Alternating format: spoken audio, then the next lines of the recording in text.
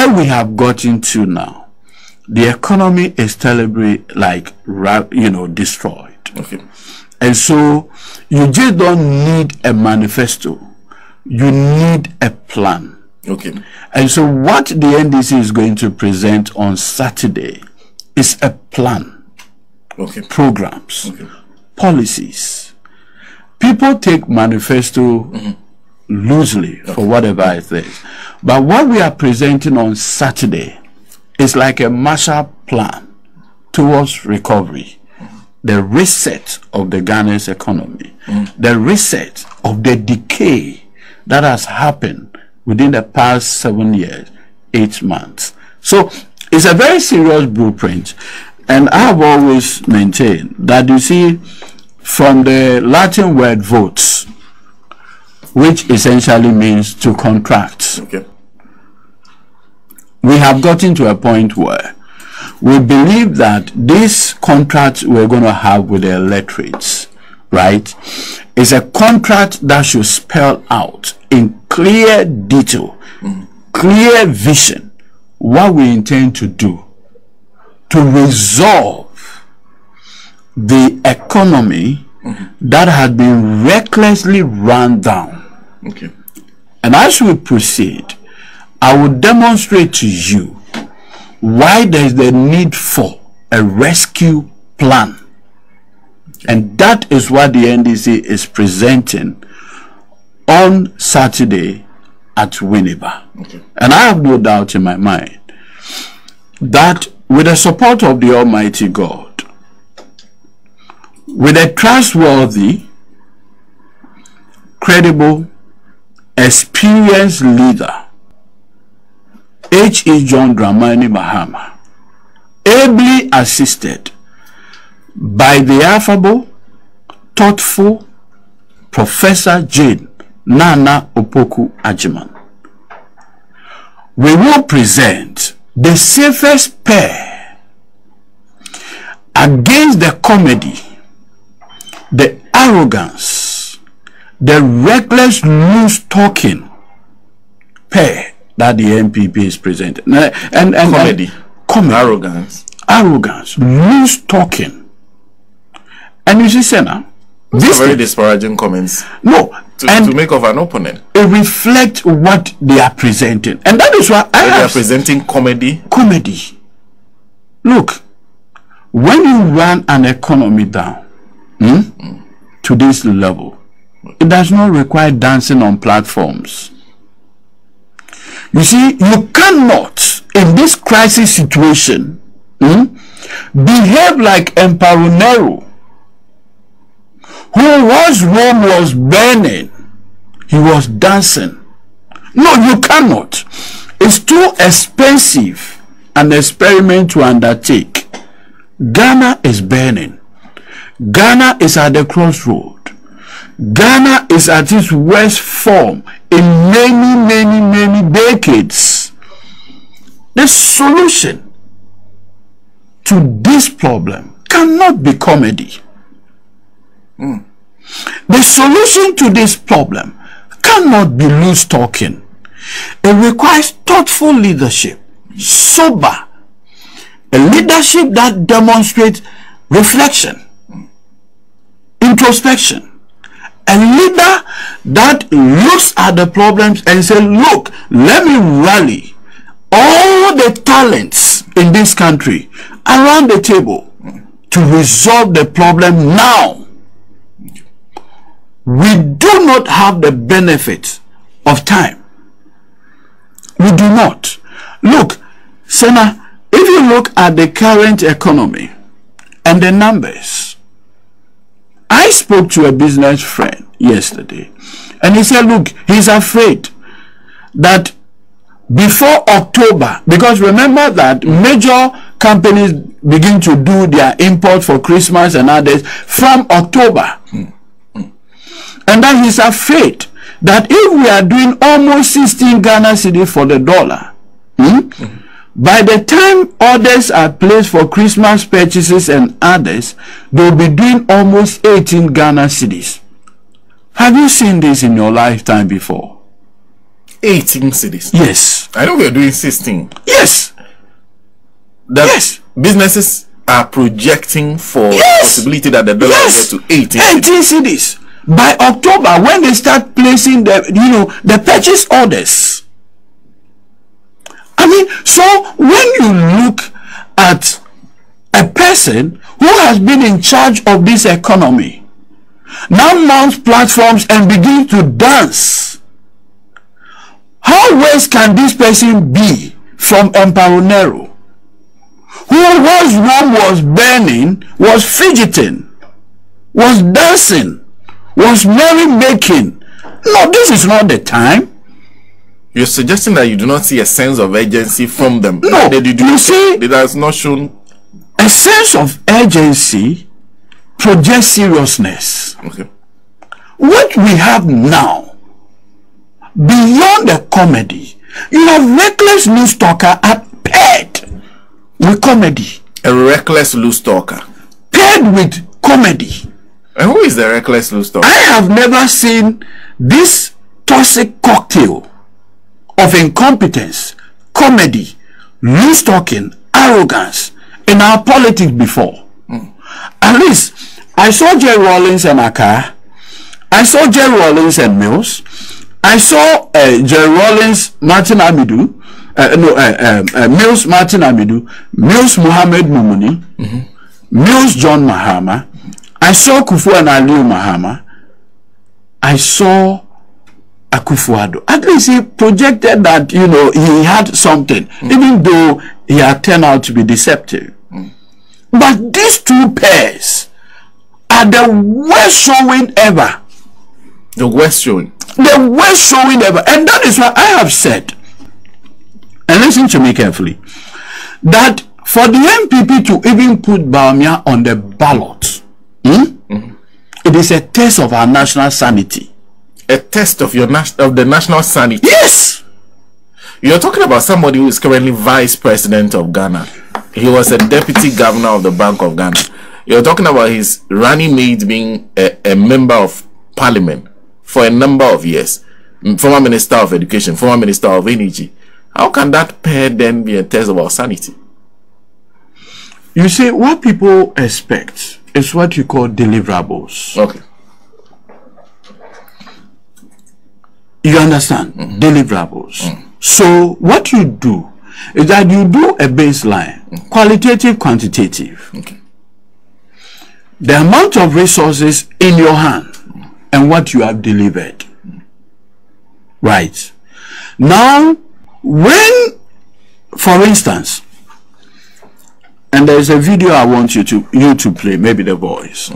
A person says that, by you, John Mahama, why do you want to be voted for in 2016? After 8 years, what new thing do you have? Like we lawyers say, nothing convicts a man faster than his own words. So let's apply the same Bawumia test to himself. He queried John Mahama that after 8 years, what new thing do you have? Who is the chair of the economic management team? Senator, who? As far as I know, he introduced himself as the chair. Absolutely. Yeah. In fact, his own boss in opposition said, and I'll use the account, he said, "CD na hata hata. The CD is light." And so I am bringing Bawumia that I will harness his unique economic talents to solve the economic problem. Right. Yeah. At the time his boss made this statement, what was the cost of the city? 4 cities to $1. Then we said it is a mark of incompetence. I'm not sure he had gotten to 4 cities. No, at that time it was 3.78. Yeah. But you let me even conserve. I just want to be fair. Yeah. So 4 cities to $1 was a mark of incompetence. Okay. It was a mark of your inability to solve the economic problem and a mark of hardship. Okay. Now, under your watch, as the chair of the economic, at that time you were a spectator. So now you are brought in as a coach. Deal with the game. Now you have moved it. The guy who conceded 4 goals, you say, no, he's a bad coach. Then they brought you. You've taken 16 goals. Then are you the same person now turn around and say, I have done better? Are you not testing our national sanity? Are you not invariably telling us that we are mad people? Yes. No, you see, for me, let's go by his own words. I don't want a higher standard. I want to be fair. You are saying that John Mahama, as the president, took the city to 4. So he's incompetent. He had brought hardship to the people of this country. And that you, with the benefit of executive authority and your experience and knowledge, you transform the economy within 18 months. Remember? Yeah. So Ghanaians said, okay, fair. We have handed over our prized asset called Ghana to you. Manage it for us. After 7 years, 8 months, you come with a scorecard. Like your child, your son, your nephew in school. You are paying their fee. So they come with their terminal report. What's the terminal report? The terminal report now shows that by 2022-2023, our debt to GDP ratio was now 104 from 57%. That you describe as a mark of incompetence. That the exchange rate was 4 cities incompetence. Now, under your watch, you are doing 16 cities. Then you say you have done better. You are insulting me. And that is why I'm saying now for the NPP to arrogantly present Bawumia to the electorates, right, is a case of our national sanity. They want to see by 7th December whether they are sane people in Ghana. It's an experiment the NPP is conducting. Okay. To test whether you and I are sane. That's, to you, that is what this election is. No, that is what this election is about. It's about a test of the sanity of the Ghanaian. Senna, because you see, you create an impression that Ghana had a problem and that you had the solution. Now it is clear that you are rather the problem that Ghanaians are trying to find a solution to solve.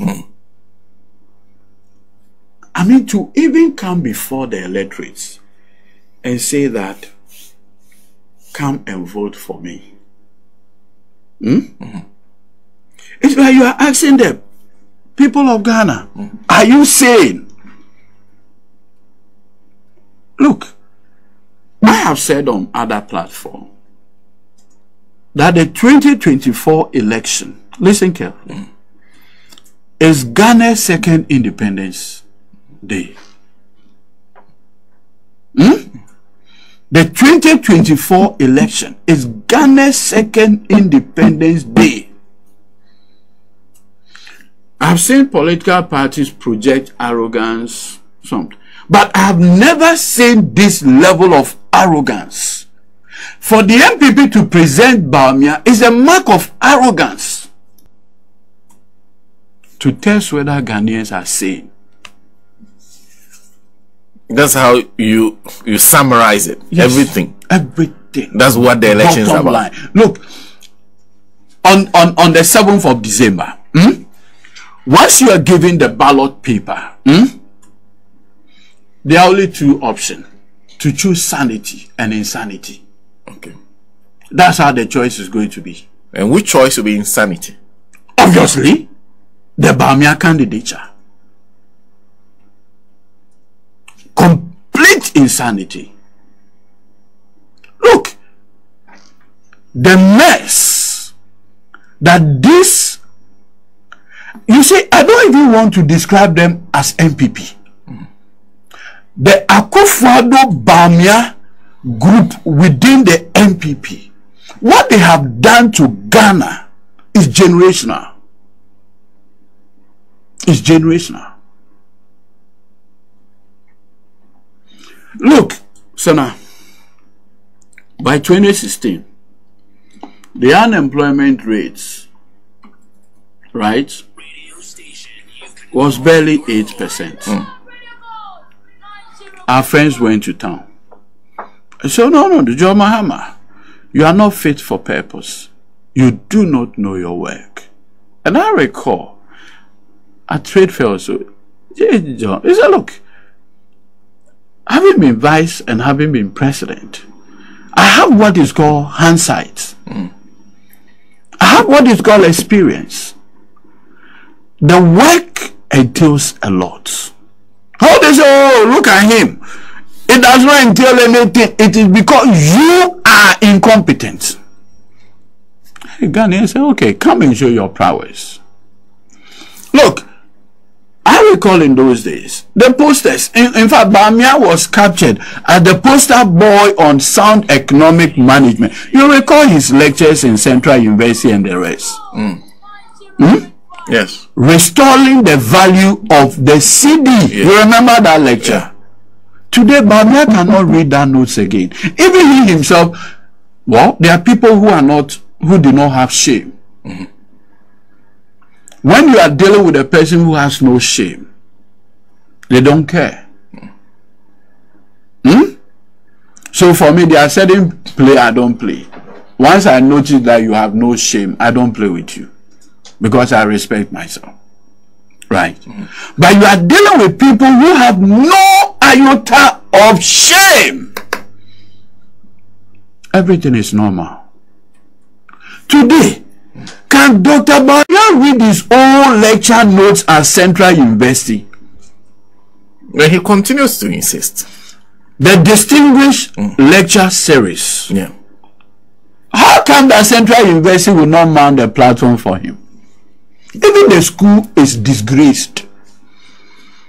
If you measure the lectures Bamia delivered and what he has done to this economy in 7 years, 8 months,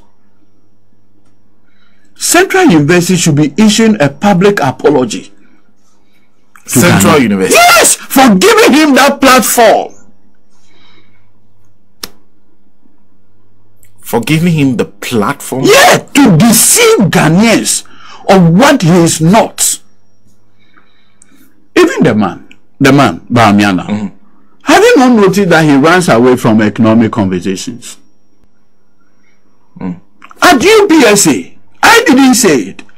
The man says he was just a driver's mate. And that even at cabinet, and look, beyond being disingenuous, he's also dishonest. Why do I say so? If you go on Bamia 2024 website, he describes himself in very flowery language that he's at the forefront. When you say something at the forefront, what does it mean? You're leading. Leading? Yes. Good. So he is at the forefront of economic policy formulation. The economy goes down. And the man says, no, I was only doing digitalization. Yeah. Dishonesty. That the digitalization was the tool they were using to transform the economy. No. To do what? Transformation of the economy means inflation is better. Exchange rate is better. Interest rate is better. Debt to GDP ratio is better. Which one of them is better? Tell me. They said the economy was infected by COVID. And what else? Russia, Ukraine also had an effect. So things are basically out of their hands. You know where the problem of the economy is? It has nothing to do with Russia, Ukraine, or COVID. In fact, COVID was a blessing. COVID was a blessing. To Akufo-Addo. A disease? Yes. Was a blessing for Akufo-Addo. How? COVID brought Akufo-Addo unprecedented wealth. Listen to me carefully. COVID was a blessing. Look, by the time by December 2020, COVID alone had brought in excess of $4 billion to this administration. We had done the special drawing right of $1 billion, the rapid credit facility $1 billion. We've done another $1 billion. We've done 10 billion Ghana cedis from Bank of Ghana. World Bank alone gave us about $600 million. The German government, the South Korean government. Do you know how much came? COVID was a bonanza. But you see, you have a group of wicked, corrupt, reckless, wasteful people who only came and decided to profit from COVID. Do you know that even Baumia's spiritual advisor, you know his spiritual advisor? His spiritual advisor? Reverend Kusi, the one with a double identity. Oh, Edudzi. Okay. 2 of his companies, Dunamis and GNS Talents, all got 7 million Ghana cedis from COVID for supplying tissue paper. 7 million. 7 million. Million cedis. Cedis. Oh, okay. One got 3.5. I have the payment voucher on my phone. The other had 3.5. 7 million. Bamia's spiritual advice. That's how much he profited from COVID. In fact, the Auditor General appointed by Akufo-Addo himself, in his special audit, and remember that special audit on COVID was a precondition for the IMF program. Remember that the NDC MPs had always called for an audit of COVID expenses. The NPP had resisted it. You recall? Yes. Then, 1st July 2022, the government decided to go to the IMF for intervention. Then the IMF said, before we'll give you $1, we want to see how you spent the COVID expenses. Now, guess what? The revelation. 1. 500 million Ghana cedis of COVID money was spent outside gift miss. 500 million Ghana cedis. Why would anybody want to spend outside gift miss? To avoid trace. Okay. He doesn't want you to know what he has spent the money on. Because, listen, the gift miss system is a mechanism by the finance ministry itself to check transparency, accountability, primary, and prudence. Now, the Auditor General appointed by Akufo-Addo himself, not Donald, says that 500 million Ghana cedis of COVID money was spent outside gift miss without trace. You know what they were doing? They claimed they used 54 million Ghana cedis to buy Hotmail. Yes. During COVID. The Auditor General found that there are no receipts. And in most instances, they were using honor certificate. Call any accountant and ask him, if he's auditing a company and they use honor certificate, what it means. They were buying by the roadside effectively. Who does that? If this money belongs to Bamia or Akufo-Addo, would they have done this to Ghana? Sir, would they have done this? The NPP regional vice chairperson for Northern Region. In 2020, she was the NPP parliamentary candidate for Sagnarugu constituency. Felicia Tete. You know what she said? He said, the 275 NPP parliamentary candidate, each one of them was giving 100,000. Ghana cedis. DCEs were giving 50,000. Constituency executives were giving 30,000, 10,000. Regional executives, so do the measurement. They shed COVID money like granite. Is that what you claim caused the disaster? Do you know what caused the problem? Today now let's do a bit of economics here. So for all our budgets, under John Mahama, Mills, and Miss Arthur, 3 major line items. salaries and emolument, interest payment and amortization, and statutory payments. So, if you recall, in the year 2009, when Mills took over, Kufuor then started the implementation of single spine and left without any budgetary approval. So Mills then met labor unions and pleaded with them that they should give him some time to put the economy in better shape.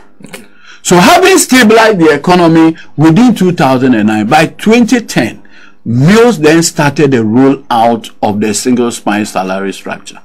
That was the time you could see teachers were buying cars, buying staff. Police officers were buying staff. Single spine. It increased worker salary in different dimensions. So when it happened that way, salary became the number one on the 3 budget line items. Salaries and emolument. Number one. Number one. Okay.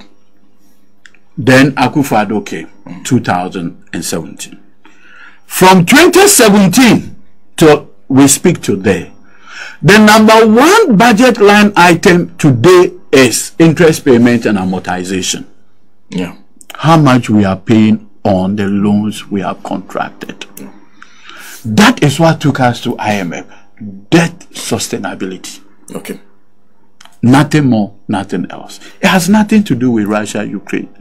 Because you see, according to them, listen carefully, they claim that COVID resulted in a $14 billion loss, billion Ghana cedi loss in revenue. How much did you get? So when you net it, it's a gain. You had the benefit of the special drawing rights, $1 billion. Rapid credit facility, 1 billion, 600 million from the IMF, Germany, South Korea, Bank of Ghana intervened with another 10 billion Ghana cedis within one fiscal year. And then you claim that you lost revenue of 14 billion. Meanwhile, you had in excess of 13 billion. So when you net it, it was a gain. It was a gain. So COVID could not have been a... No!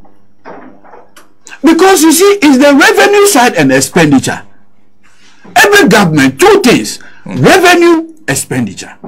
Now you are saying that because of COVID, you anticipated to have gotten 14 billion Ghana cedi more revenue. But because of COVID, you lost it. Right. Okay. So your expenditure will be affected. Then now, at the time when your budget and co had been taken by reason of the loss in revenue, what happened? You had the benefit immediately of $1 billion special drawing rights, $1 billion rapid credit facility, $600 million from the World Bank, another $10 billion from the Bank of Ghana, almost $85 million from the Korean, South Korea, Germany, and co. All gave you money. So when you put it together, you have done over 30 billion. So you make up for the 14. You make up for the 14 in revenue loss. Okay. It's a net gain. Do you know where the problem? The unbridled election-related expenditure in 2020. So you notice that from 1992, we have never done a post-election budget deficit of 15%. Akufo-Addo did it in 2020. So the expenditures in 2020. The expenditure in 2020 election. But they also tell you that we had to do free electricity, free water, do a lot of free things for people who were. You know what happened? You know what happened? You say now, interrogate them. So under John Mahama, Mills, they brought the Petroleum Revenue Management Act. Okay. And by reason of the act, we have the Stabilization Fund. By the time John Mahama was leaving office, the Stabilization Fund had accumulated $274 million. COVID came. You went to Parliament and said, Parliament, we have a pandemic.